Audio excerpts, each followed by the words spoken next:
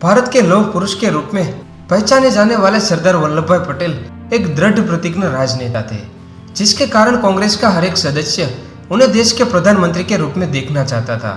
लेकिन इतनी खूबियां और काबिलियत होने के बावजूद उन्हें देश का प्रधानमंत्री नहीं चुना गया। भारत के वर्तमान प्रधानमंत्री नरेंद्र मोदी जी ने कहा था कि अगर सरदार वल्लभ भाई पटेल देश के पहले प्रधानमंत्री होते तो भारत की तस्वीर कुछ और ही होती। कांग्रेस चाहती थी कि देश की कमान सरदार पटेल के हाथों में दी जाए, क्योंकि वे मोहम्मद अली जिन्ना से बेहतर मोलभाव कर सकते थे। लेकिन गांधी जी ने नेहरू को चुना। कांग्रेस नेता राजेंद्र प्रसाद ने कहा कि गांधी जी ने ग्लैमरस नेहरू के लिए अपने विश्वसनीय साथी का बलिदान कर दिया। आजादी के वक्त भारत देश बेहद नाजुक दौर से गुजर रहा था, फिर भी महात्मा गांधी ने सरदार पटेल को छोड़कर नेहरू को क्यों चुना? पूरी राजनीति को समझने के लिए वीडियो को आखिर तक जरूर देखें। दोस्तों, ऐसे ही मजेदार फैक्ट्स वीडियोस देखने के लिए हमारे चैनल डीडी नो को सब्सक्राइब करें और बेल आइकन जरूर दबाइए, ताकि हमारे हर एक वीडियो सबसे पहले आपको मिले। सबसे पहले देखते हैं सरदार वल्लभ भाई पटेल के बारे में। वल्लभ भाई पटेल सरदार पटेल के नाम से लोकप्रिय थे। पटेल का जन्म नडियाद, गुजरात में हुआ था।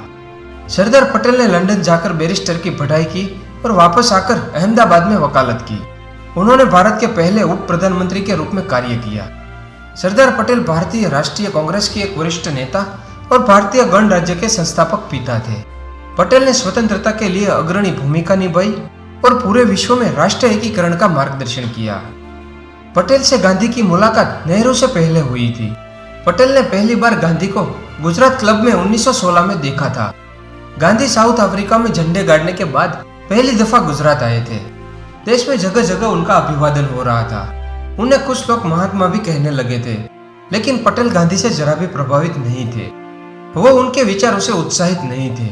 पटेल कहते थे कि हमारे देश में पहले से ही महात्माओं की कमी नहीं है, हमें कोई काम करने वाला चाहिए। उस समय सरदार पटेल गांधी के विरोधी थे। वो गांधी से बिल्कुल प्रभावित नहीं थे। लेकिन बहुत जल्दी पटेल की गांधी को लेकर धारणा बदल गई।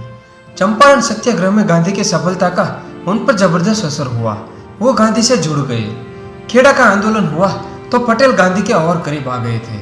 वर्ष 1928 में गुजरात में बारडोली सत्याग्रह हुआ, जो एक प्रमुख किसान आंदोलन था, जिसका नेतृत्व वल्लभ भाई पटेल ने किया। पटेल इस आंदोलन के नेता बने और ब्रिटिश सरकार को उसके आगे झुकना पड़ा और पटेल सारे देश में मशहूर हो गए। इसी आंदोलन के बाद पटेल को गुजरात की महिलाओं ने सरदार की उपाधि दी।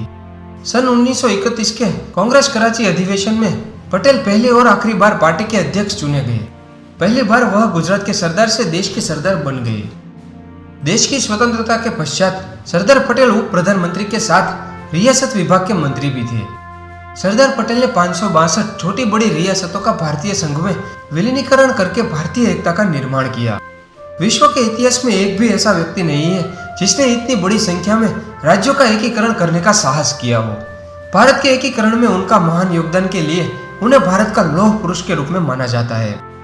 स्वतंत्र भारत के प्रथम प्रधानमंत्री पंडित नेहरू और प्रथम उप प्रधानमंत्री सरदार पटेल में आकाश पाताल का अंतर था। दोनों ने इंग्लैंड जाकर बैरिस्टरी की डिग्री प्राप्त की, परंतु सरदार पटेल वकालत में नेहरू से बहुत आगे थे और उन्होंने संपूर्ण ब्रिटिश साम्राज्य के विद्यार्थियों में प्रथम स्थान प्राप्त किया था। नेहरू शास्त्रों के ज्ञाता थे तो पटेल शास्त्रों के पुजारी थे। पटेल ने ऊंची शिक्षा पाई थी, परंतु उनमें बिल्कुल भी अहंकार नहीं था।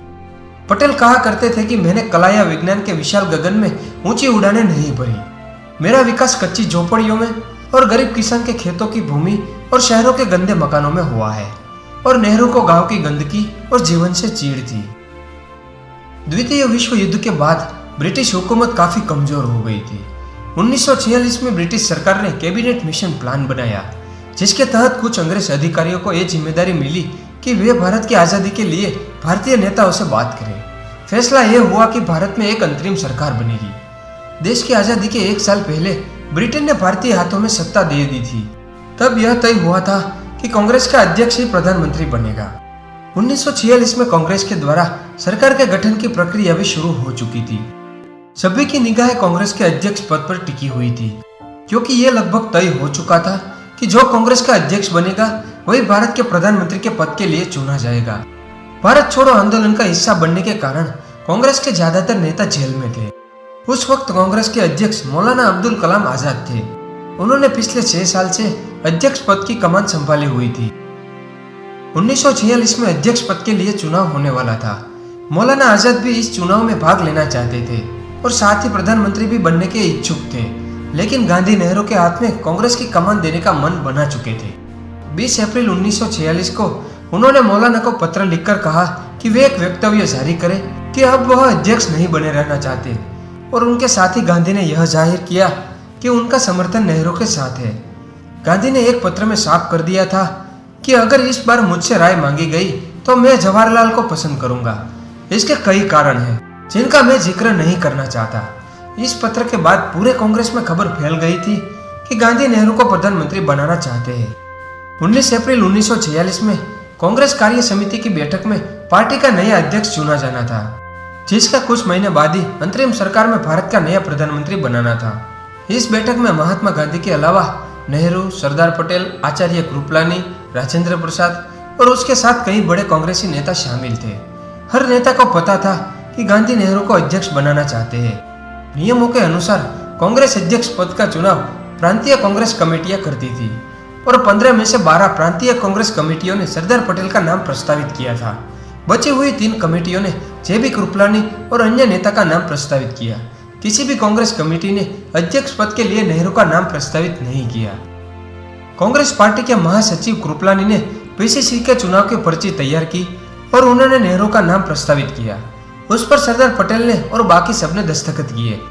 अब अध्यक्ष पद के 2 उम्मीदवार थे, नेहरू और पटेल। अगर पटेल अपना नाम वापस ले तो नेहरू को अध्यक्ष चुने जा सकते थे। गांधी चाहते हैं कि नेहरू अध्यक्ष बने, इसीलिए कृपलानी ने एक कागज पर उनकी नाम वापसी की अर्जी लिखकर दस्तखत के लिए पटेल की तरफ बढ़ा दी, लेकिन पटेल ने दस्तखत नहीं किए और उन्होंने अर्जी गांधी की तरफ बढ़ा दी। तब गांधी ने नेहरू की ओर देखा और कहा कि किसी भी प्रांतीय कांग्रेस कमेटी ने तुम्हारा नाम नहीं सुझाया है, तुम्हारा क्या कहना है। इस बैठक के सारे लोग खामोश थे और नेहरू भी खामोश रहे। नेहरू ने कुछ नहीं कहा। अब अंतिम फैसला गांधी जी को करना था। बाद में गांधी ने वो कागज फिर से पटेल की ओर किया और इस बार सरदार पटेल ने उस पर दस्तखत कर दिए। कृपलानी ने ऐलान किया कि नेहरू निर्विरोध अध्यक्ष चुने जाते हैं। Gandhi his life and thoughts किताब ने कृपलानी ने विस्तार से इस बारे में बताया है। कांग्रेस के लिए यह बड़ी बात नहीं थी, क्योंकि साल 1929, 1936, 1939 के बाद ये चौथा मौका था कि जब पटेल ने गांधी जी के कहने पर अध्यक्ष पद से अपना नाम वापस लिया था। गांधी का मानना था कि नेहरू के पास इसकी कई वजह है, लेकिन वे वजह ना किसी ने उनसे पूछी, ना उन्होंने किसी को बताई। कांग्रेस में तो किसी में हिम्मत नहीं थी कि वह गांधी से पूछे कि सरदार पटेल जैसे योग्य नेता को छोड़कर आपने नेहरू को क्यों चुना। गांधी जी के हिसाब से जवाहरलाल नेहरू का स्थान कोई अन्य नहीं ले सकता। वह कैम्ब्रिज के स्नातक तथा एक बैरिस्टर है और अंग्रेजों से बातचीत करने के लिए उपयुक्त है। गांधी जी को लगता था कि सरकारी गाड़ी को चलाने के लिए 2 बैल जरूरी है। इसमें अंतर्राष्ट्रीय कार्य के लिए नेहरू तथा राष्ट्र के अंतर्गत कार्यों के लिए सरदार पटेल होंगे। नेहरू यूरोप, चीन, रूस आदि गए हुए हैं तथा वहाँ की मनोरचना से परिचित है। साथ ही यह भी संभव है कि गांधी जी ब्रिटिश सरकार के नेहरू के प्रति उदार विचारों से भी परिचित हो और इंग्लैंड के प्रधानमंत्री एटली ने नेहरू को गांधी का आध्यात्मिक उत्तराधिकारी कहा था। ब्रिटिश सरकार की इच्छा और गांधी के नेहरू के प्रति लगाव ने उन्हें भारत की कमान नेहरू को सौंपने के लिए प्रेरित किया। गांधी जी के प्रति सम्मान ने राष्ट्र समर्पित लौह पुरुष सरदार पटेल को झुका दिया।